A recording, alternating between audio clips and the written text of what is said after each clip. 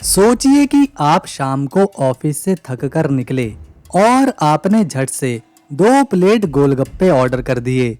लेकिन क्या आपने कभी सोचा है कि जो पानी इतना चटपटा लगता है वो आखिर तैयार कैसे होता है। कई जगहों पर तो गोलगप्पे का पानी बोरवेल या गटर के पास से भरकर लाया जाता है। हाथ धोने का तो सवाल ही नहीं है। उसी हाथ से पैसा, उसी हाथ से पानी और उसी हाथ से चटनी। ऐसा लगता है जैसे चटनी के साथ कोई बीमारी भी मुफ्त में परोसी जा रही हो। स्ट्रीट फूड में सबसे ज्यादा जो इस्तेमाल होता है वो है तेल, और कई दुकानदार एक ही तेल को दिन में 4 से 5 बार गर्म करते हैं। कभी कभी तो वो तेल पूरे हफ्ते तक नहीं बदलते।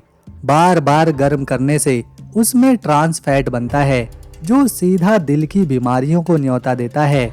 समोसे, कचौड़ी, चाउमीन सब इसी जले हुए तेल में तले जाते हैं और ऊपर से वो तला हुआ सामान खुली हवा में रखा जाता है जहां मक्खियां घूम रही होती हैं। दोस्तों, क्या आपने कभी सोचा है कि स्ट्रीट फूड में जो ठंडा ठंडा बर्फ वाला पानी या कोल्ड ड्रिंक मिलता है उसमें जो बर्फ डाली जाती है वो आती कहां से है?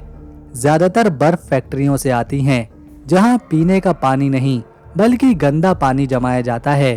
ये बर्फ कभी कभी मांस, मछली ट्रांसपोर्ट में इस्तेमाल हुई होती हैं और उसे ही धोकर शिकंजी या शरबत में डाल दिया जाता है। यानी बर्फ ठंडक नहीं, बीमारियों का सोर्स बन चुकी हैं। अब बात करते हैं मसालों की। स्ट्रीट फूड का तो स्वाद मसालों से ही आता है, लेकिन ये मसाले असली नहीं होते। बहुत सारे वेंडर थोक बाजार से सस्ते नकली मसाले खरीदते हैं जिनमें ईंट का पाउडर, सिंथेटिक रंग और केमिकल मिले होते हैं। हल्दी में लेड क्रोमेट, मिर्च में बारीक लाल रंग और धनिये में मिट्टी। ये सब चीजें हमारे शरीर में जाकर लीवर और किडनी को नुकसान पहुंचाती हैं। कुछ बड़े स्ट्रीट वेंडर जो ठेले नहीं बल्कि छोटी दुकानों पर फास्ट फूड बेचते हैं, उनके यहाँ एक पानी की टंकी होती है जिससे चाय, चटनी, सब्जी सब कुछ बनता है। लेकिन उस टंकी की हालत अंदर से कैसी है पूछो मत। महीनों तक उसे साफ नहीं किया जाता। उसमें काई जम जाती है, जालियां लग जाती हैं और फिर भी उसी से सब कुछ पकता है। स्वाद के पीछे ये गंदगी हमारे शरीर में धीरे धीरे जहर घोल रही होती है।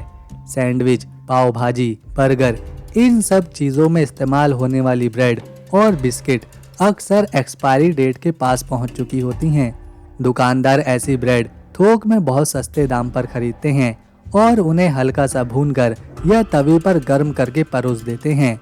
बाहर से लगता है कि सब कुछ ताज़ा है, लेकिन अंदर से वो खाया हुआ सामान फंगस और फफूंद से भरा होता है।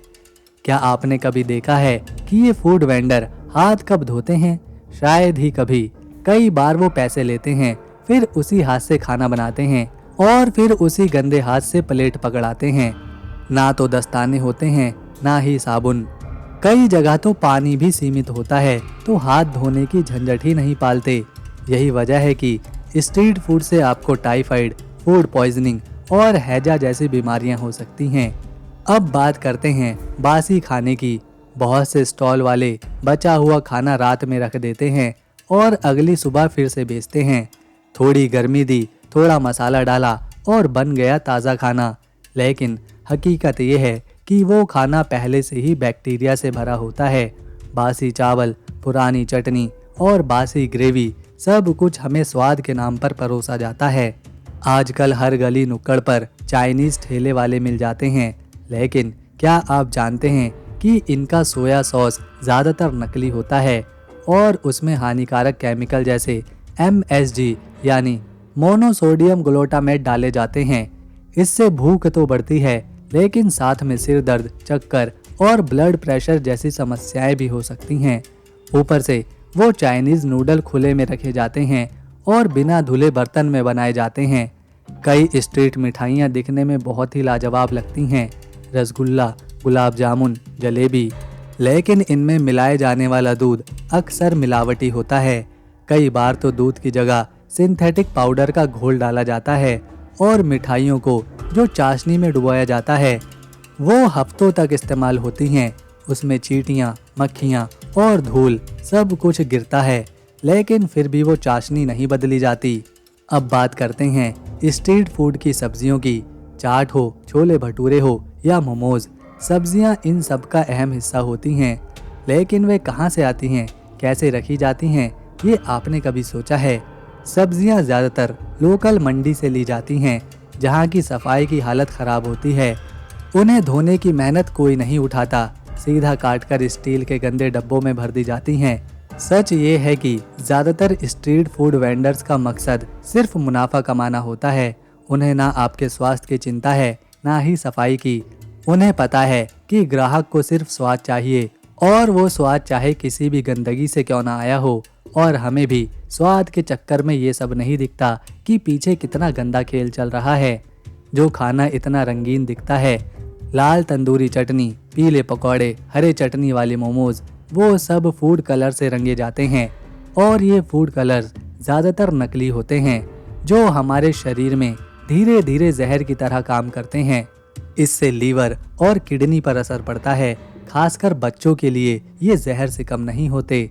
स्ट्रीट फूड में जो बर्तन इस्तेमाल होते हैं, वो ना तो गर्म पानी से धोए जाते हैं और ना ही साबुन से। एक ही बाल्टी में दर्जनों प्लेटें, चम्मच और कटोरियां धोई जाती हैं। कई बार तो गंदे कपड़े से पोंछ दिया जाता है। अब सोचिए, गंदे बर्तन में खाना खाकर हम अपने शरीर को क्या दे रहे हैं। हालांकि हर स्ट्रीट फूड वाला ऐसा नहीं होता। कई ईमानदार वेंडर भी हैं जो सफाई का पूरा ध्यान रखते हैं, हाथ धोते हैं, ताज़े सामानों का इस्तेमाल करते हैं। लेकिन अफसोस की बात यह है कि ऐसे वेंडर बहुत कम हैं, और हम ग्राहक भी अक्सर सस्ते और स्वाद के पीछे भागते हैं, जिससे सफाई ना रखने वाले दुकानदारों को बढ़ावा मिलता है। भारत में FSSAI फूड सेफ्टी अथॉरिटी है, जो खाने की क्वालिटी की जांच करती है। लेकिन सच्चाई ये है कि छोटे स्ट्रीट वेंडर पर शायद ही कभी कोई जांच होती है। लाइसेंस के बिना भी ढेरों फूड स्टॉल चल रहे हैं, और कोई कुछ नहीं कहता। जब तक किसी को फूड पॉइजनिंग या बीमारी नहीं हो जाती, तब तक कोई इस गंदगी की बात नहीं करता। बच्चे अक्सर बर्गर, चिप्स, फ्रैंकी, पिज़्ज़ा जैसे स्ट्रीट फूड के शौकीन होते हैं, लेकिन ये उनके शरीर और दिमाग के विकास को प्रभावित कर सकते हैं। इन चीज़ों में पोषण की मात्रा बहुत कम और नुकसानदेह तत्व बहुत ज़्यादा होते हैं, और बार बार खाने से बच्चों में मोटापा, सुस्ती और सीखने की कमजोरी आ सकती है। अगर आपको स्ट्रीट फूड बहुत पसंद है, तो कोशिश करें घर पर वही चीज़ बनाने की। आजकल तो YouTube पर हज़ारों रेसिपीज़ की वीडियोस मौजूद हैं। आप घर पर साफ सुथरे तरीके से गोलगप्पे, समोसे, चाट और नूडल्स बना सकते हैं, वो भी अपने परिवार की सेहत का ध्यान रखते हुए। और अगर बाहर खाना ही है, तो ऐसे वेंडर को चुनें जो साफ सफाई से काम करता हो। अब बात करते हैं उन प्लास्टिक चम्मचों और कांटों की जो हर बार ग्राहक को दिए जाते हैं। कई बार वो दोबारा इस्तेमाल होते हैं। आपको लगता है कि ये नया है, लेकिन असल में बस पानी में डुबोकर धोया गया होता है। प्लास्टिक में पहले से लगी गंदगी, तेल और बैक्टीरिया फिर से आपके खाने के साथ मिल जाते हैं। ऊपर से गर्म खाने में ये प्लास्टिक पिघलकर माइक्रो प्लास्टिक बनती है, जो सीधा आपके खून में मिल जाती है। अंत में यही कहेंगे दोस्तों, स्वाद ज़रूरी है, लेकिन सेहत उससे भी ज़्यादा ज़रूरी है। हम अपनी आंखों से गंदगी देखकर भी उसे अनदेखा करते हैं, सिर्फ इसलिए कि जीभ को मज़ा आ रहा है। लेकिन क्या वो 20 रुपए की चाट हमें 20,000 रुपए की दवाइयों के रास्ते पर नहीं ले जा रही? इसका अंदाज़ा हमें तब लगता है जब बहुत देर हो जाती है। इसीलिए अब जागिए और अपने खाने की जिम्मेदारी खुद से लीजिए।